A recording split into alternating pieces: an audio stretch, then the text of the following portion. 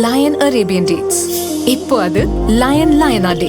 இது தரும் ஆரோக்கியம் இயற்கையானது. லயன் லயனா பிரீமியம் டேட்ஸ். எந்த சமையலும் ருசி தேடும் ரகசியம். 20 ரூபாய்.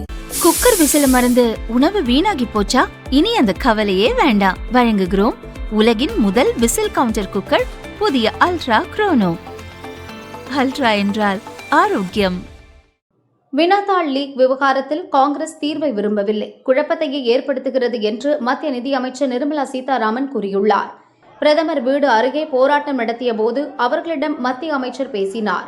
நீட் வினாத்தாள் கசிவு தொடர்பாக பார்லிமெண்டில் நடத்த வேண்டும் என்பதுதான் காங்கிரசின் நிபந்தனையாக இருந்தது. அதற்கு மத்திய அரசு ஒப்புக்கொண்டது. விவாதம் நடத்த தயாராக இருக்கும் நிலையில் மேலும் சில நிபந்தனைகளை விதித்து குழப்புகிறார்கள். நீட் விவகாரத்தையும் மாணவர்களையும் பயன்படுத்திக் கொண்டு காங்கிரஸ் வழக்கம் போல் பார்லிமெண்டை முடக்கி வருகிறது.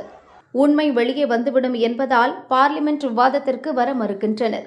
அதன்பின் காங்கிரசால் போராட்டத்தை தொடர்ந்து நடத்த முடியாது. காங்கிரஸ் உள்ளிட்ட எதிர்க்கட்சிகள் விவாதத்திற்கு வர வேண்டும். அனைத்துக்கும் பதிலளிக்க அரசு தயாராக இருக்கிறது. வினாத்தாள் கசிவில் ஈடுபட்டவர்களை அரசு கைது செய்துள்ளது.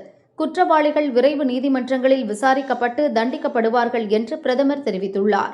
இந்த விஷயத்தில் அரசு முழு அர்ப்பணிப்புடன் செயல்பட்டு வருகிறது என நிர்மலா சீதாராமன் கூறினார்.